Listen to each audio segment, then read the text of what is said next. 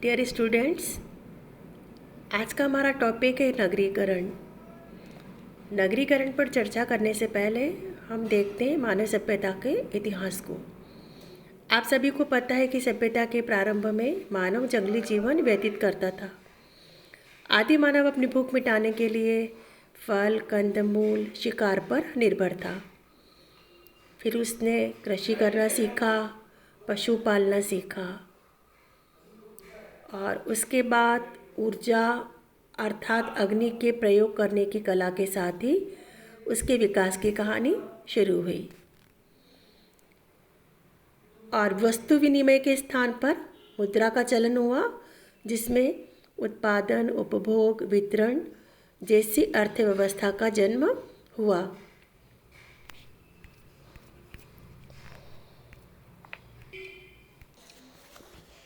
अतः हम कह सकते हैं कि नगरीकरण मात्र एक आधुनिक घटना नहीं है, बल्कि यह मानव के सामाजिक ऐतिहासिक रूपांतरण है। मानव समाज का सामाजिक और ऐतिहासिक रूपांतरण है, जिसमें ग्रामीण संस्कृति से नगर संस्कृति में परिवर्तन होता है। नगरीकरण एक प्रक्रिया है जिसके द्वारा नगरों के क्षेत्र तथा नगरीय जीवन शैली का विस्तार होता है। अब हम नगरीकरण की अवधारणा को अगर समझते हैं तो इसके पहले हमको नगर का अर्थ समझना ज़रूरी है। और नगर लुमिस के अनुसार जिस क्षेत्र में जनसंख्या का घनत्व अधिक होता है, व्यक्ति एक दूसरे से भिन्न अनेक प्रकार के व्यवसाय के द्वारा आजीविका उपार्जित करते हैं। जहाँ व्यक्तियों के पारस्परिक संबंध व्यक्तिवादी, स्वार्थ प्रधान, जटिल और दिखावटी होते हैं, उस क्षेत्र को एक नगर कहा जाता है। जबकि वास्तविकता यह है कि विभिन्न विद्वानों ने नगरीकरण की अवधारणा को नगर की इन्हीं विशेषताओं के आधार पर स्पष्ट किया है। नगरीकरण का अर्थ परंपरागत सामाजिक संस्थाओं और मूल्यों के स्थान पर व्यवहार के नए ढंगों को ग्रहण करना है। एक प्रसिद्ध समाजशास्त्री है बर्गेल। उन्होंने लिखा है कि ग्रामीण क्षेत्रों का नगरीय क्षेत्रों में बदलने की प्रक्रिया का नाम ही नगरीकरण है। इसका मतलब है कि जब कुछ आर्थिक, धार्मिक तथा राजनीतिक कारणों के फलस्वरूप ग्रामीण क्षेत्र नगरों के रूप में बदलने लगते हैं तो इस प्रक्रिया को कहा जाता है नगरीकरण। एक अन्य विचारधारा के अनुसार नगरीकरण का तात्पर्य नगरीयता में वृद्धि होना है। अब नगरीयता क्या होती है? नगरीयता का अर्थ एक विशेष जीवन पद्धति से है जिसमें व्यक्तिवादिता, परिवर्तनशीलता, द्वैतिक संबंध और नए विचारों को अधिक महत्व दिया जाता है। तो स्पष्ट है कि नगरीकरण कैसी प्रक्रिया है? एक दोहरी प्रक्रिया है। इसका तात्पर्य है कि गांवों का नगरों के रूप में बदलना, छोटे नगरों का विशाल नगरों में बदलना तथा नगरीयता से संबंधित विशेषताओं का जब दूसरे क्षेत्र में विस्तार होता है तो उसको हम कहते हैं नगरीकरण। और समाजशास्त्र का शब्दकोश, उसमें भी नगरीकरण को परिभाषित किया गया है। फेयरचाइल्ड ने समाजशास्त्र के शब्दकोश में लिखा है कि नगरीकरण का अर्थ नगरीय बनने की प्रक्रिया से है, अर्थात व्यक्तियों का नगरीय क्षेत्रों की ओर बढ़ना तथा नगरीय विशेषताओं, नगरीय जनसंख्याओं और नगरीय क्षेत्र में वृद्धि होना है। एक अन्य विद्वान है एंडरसन। उन्होंने बताया है कि नगरीकरण का अर्थ लोगों का केवल गांवों से नगरों की ओर प्रवास करना अथवा कृषि को छोड़कर के नौकरी और व्यापार करना ही नहीं है, बल्कि यह वह प्रक्रिया है जिसके द्वारा लोगों के विचारों, व्यवहारों, मनोवृत्तियों और मूल्यों में नगरीय विशेषताओं के अनुसार परिवर्तन होने लगते हैं। एक अन्य विद्वान है थॉमसन।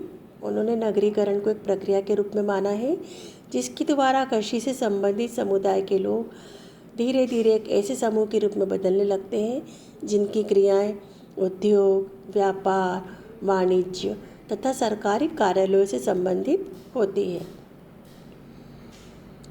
एक प्रसिद्ध समाजशास्त्री है M.N. श्रीनिवास।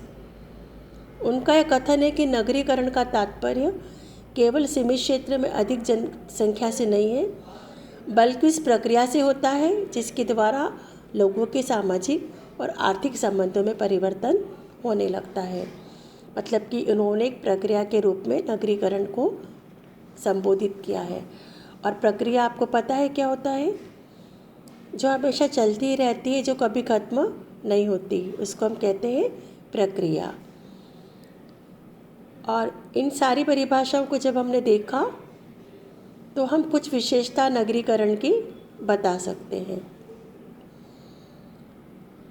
एक विशेषता यह है कि नगरीकरण दोहरी प्रक्रिया है। दोहरी से मतलब है कि एक और ये प्रक्रिया ग्रामीण क्षेत्रों के नगरों में बदलने से अथवा नगरों का विस्तार होने की दशा को स्पष्ट करती है।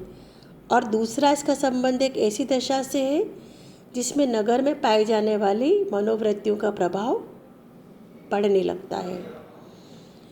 यह कैसी प्रक्रिया है जो कृषि और ग्रामीण उद्योग धंधों की जगह नगरीय व्यवसायों के बढ़ते हुए प्रभाव को स्पष्ट करती है। नगरीकरण की प्रक्रिया है, उसका औद्योगिकरण से घनिष्ठ संबंध है। जैसे जैसे समाज में औद्योगिकरण में वृद्धि होती जाती है, आप सभी को पता है, वैसे वैसे नगरों का विस्तार भी होते जाता है। नगरीकरण की प्रक्रिया सामाजिक संबंधों की औपचारिकता को स्पष्ट करती है। इसका तात्पर्य यह है कि नगरीकरण की प्रक्रिया विभिन्न व्यक्तियों और समूहों के बीच स्वार्थ पर आधारित संबंधों को प्रोत्साहन देती है और व्यक्तिवादिता को बढ़ावा देती है। ये प्रक्रिया है जिसमें हम बता सकते हैं कि ग्रामीण जनसंख्या में कमी होती है और नगरीय जनसंख्या में वृद्धि होने लगती है। नगरीकरण का तात्पर्य जनसंख्या का गांवों से नगरों की ओर बढ़ना अथवा नगरीय मनोवृत्तियों का प्रभाव अधिक होना ही नहीं, बल्कि स्थान परिवर्तन के बिना भी लोगों की उपभोग की आदतें और व्यवहार के तरीकों में जब नगरीय विशेषताओं का समावेश होने लगता है, तब ये दशा भी नगरीकरण को स्पष्ट करती है। तो आप ये बता सकते हो कि नगरीकरण क्या है? एक विशेष जीवन विधि, एक लाइफ स्टाइल है जिसका प्रसार नगर से बाहर के क्षेत्रों की ओर होता है। नगरीकरण एक गुणात्मक प्रक्रिया है। किसी समाज में जब नगरीकरण की प्रक्रिया बढ़ने लगती है तो धीरे धीरे वे समुदाय भी इससे प्रभावित होने लगते हैं जो नगरों के दूर के स्थानों पर बसे होते हैं। और नगरीकरण की प्रक्रिया जब होती है तो परिवहन और संचार के साधनों में भी हमें वृद्धि देखने को मिलती है।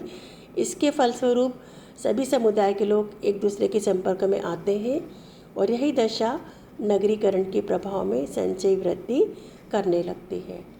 तो इस प्रकार आज की क्लास में हमने देखा कि नगरीकरण क्या है। नेक्स्ट क्लास में हम लोग देखेंगे नगरीयता अथवा नगरवाद की अवधारणा।